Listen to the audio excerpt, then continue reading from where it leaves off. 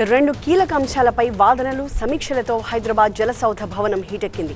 అక్కడ జరుగుతున్న సమావేశాలు విచారణకు సంబంధించిన డీటెయిల్స్ని ఒక్కొక్కటిగా చూద్దాం. ఫస్ట్లీ కాళేశ్వరం కమిషన్ విచారణ. ఇప్పటివరకు ఒక ఎత్తు, ఇవాళ మరో ఎత్తు అన్నట్టుగా సాగింది విచారణ.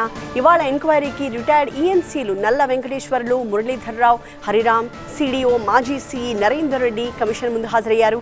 మొదట నల్ల వెంకటేశ్వర్లను క్రాస్ ఎగ్జామిన్ చేశారు commission chairman PC Ghosh. Medigadda, Annaram, Sundilla బరాజ్ల లొకేషన్స్ని ఎందుకు మార్చారు అంటూ ప్రశ్నించారు. గ్రావిటీ కెనాల్ పొడవు తగ్గించడానికి, కెపాసిటీ పెంచడానికి, అటవీ భూముల సేకరణ తగ్గించడానికి, ఎత్తిపోతలు, విద్యుత్ భారం తగ్గించడానికి బరాజుల నిర్మాణ స్థలాల్ని మార్చినట్టుగా ఆయన బదులిచ్చారు. అయితే ఎవరి సూచనల మేరకు మార్చారు అని ప్రశ్నించగా సిఈ సూచనల మేరకే మార్చినట్టుగా వెంకటేశ్వర్లు సమాధానమిచ్చారు.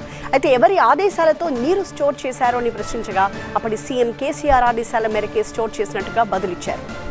మరోవైపు రిటైర్డ్ ఈఎన్సీ మురళీధర్రావుపై కమిషన్ చైర్మన్ పీసీ ఘోష్ అసహనం వ్యక్తం చేశారు. కమిషన్ చైర్మన్ అడిగిన ప్రతి ప్రశ్నకి తెలియదు, గుర్తులేదు అంటూ మురళీధర్రావు సమాధానం ఇచ్చారు.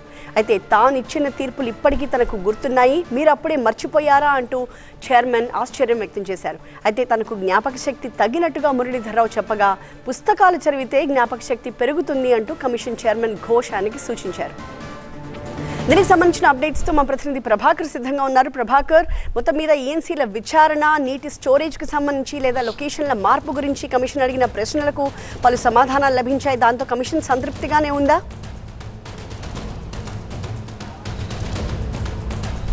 పీసీ ఘోష్ దగ్గర ఈరోజు హాజరైన నలుగురు అధికారులు కూడా సరైన సమాధానం చెప్పకపోవడం వల్ల కొంత అసంతృప్తికి, ఆగ్రహానికి కూడా లోనయ్యారు కమిషన్ చైర్మన్ పీసీ ఘోష్. దానిలో భాగంగానే నల్ల వెంకటేశ్వర్లను చాలా రకాల ప్రశ్నలతో క్రాస్ ఎగ్జామిన్ చేశారు.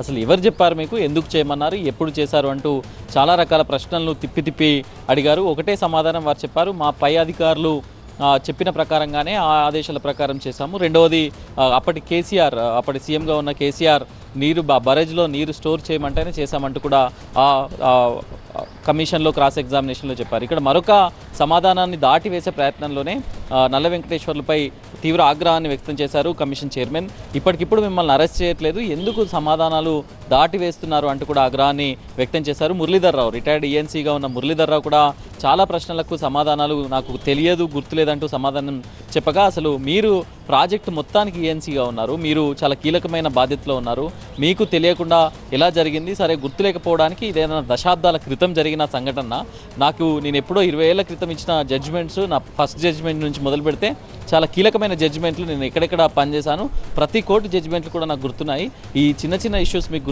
ఎందుకు గుర్తులేదు అని అంటే నాకు మెమొరీ లాస్ వచ్చింది అంటూ కూడా మురళీధర్ చెప్పారు.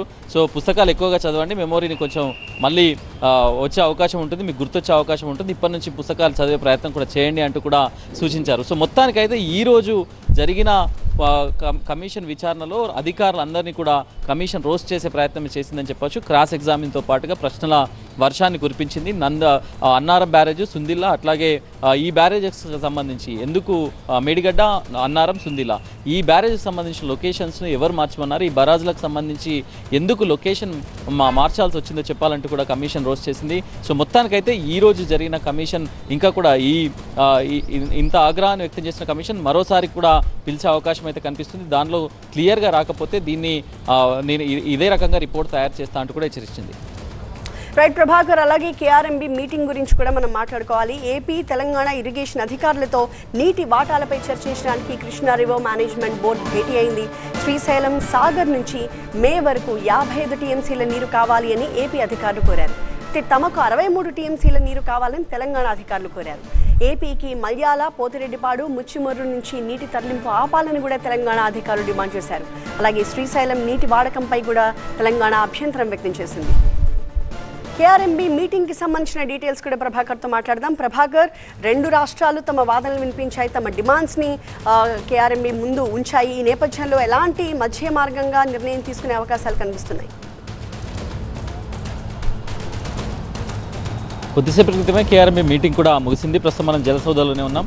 సో ఇక్కడే కేఆర్ఎంబీ అధికారులు, కేఆర్ఎంబీతో బోర్డుతో ఏపీ ఇరిగేషన్ అధికారులు, తెలంగాణ ఇరిగేషన్ అధికారులు భేటీ అయ్యారు. దాదాపుగా ఒక 3-4 పోస్ట్పోన్ల తర్వాత ఈరోజు ఏపీ అధికారులు హాజరయ్యారు. తమకు కావాల్సిన నీటి వాటా ఎంతో, తెలంగాణకు కావాల్సిన నీటి వాటా ఎంతో బోర్డు ముందరుంచారు. మొదటి నుంచి చెప్తున్నట్టుగా 63 టీఎంసీలు తెలంగాణ అడుగుతుంది, 55 టీఎంసీలు ఏపీ అడుగుతుంది. ఈ మే వరకు కావాల్సిన నీటి వాటాను ఈ రెండు ప్రభుత్వాలు కూడా డిమాండ్ చేస్తున్నాయి. సో దీంట్లో 23 టీఎంసీలు ఏపీకి ఇచ్చేందుకు కూడా తెలంగాణ ప్రభుత్వం అంగీకరించినట్టుగా తెలుస్తుంది. కాకపోతే తమకు రావాల్సిన వాటా ఇప్పటికే ఆల్రెడీ తీసుకోవాల్సినంత నీళ్లు, తీసుకోవాల్సినంత వాటా ఏపీ ప్రభుత్వం తీసుకొని పోయింది. ఇప్పుడు ఉన్న దాంట్లో ఇచ్చే పరిస్థితి లేదు అంటూ కూడా తెలంగాణ ప్రభుత్వం వాదించింది. దాంతో పాటుగా సాగర్ కుడికాలో నుంచి వెళ్తున్న నీరు, అట్లాగే ఏపీకి తరలిపోతున్న నీరు 7,000 క్యూసెక్లు ఇప్పుడు ఎవ్రీడే పోతుంది. దాన్ని 5,000కు మించకుండా చేయాలంటూ కూడా కేఆర్ఎంబీకి తెలంగాణ ప్రభుత్వం ఆ ప్రపోజల్ను ముందుంచింది. సో దీనికి సంబంధించి చైర్మన్ నత్తుంజైల్ దీనిపైన పూర్తి స్థాయిలో నివేదికను కేంద్ర జలశక్తి మంత్రిత్వ శాఖకు ఇవ్వనున్నారు.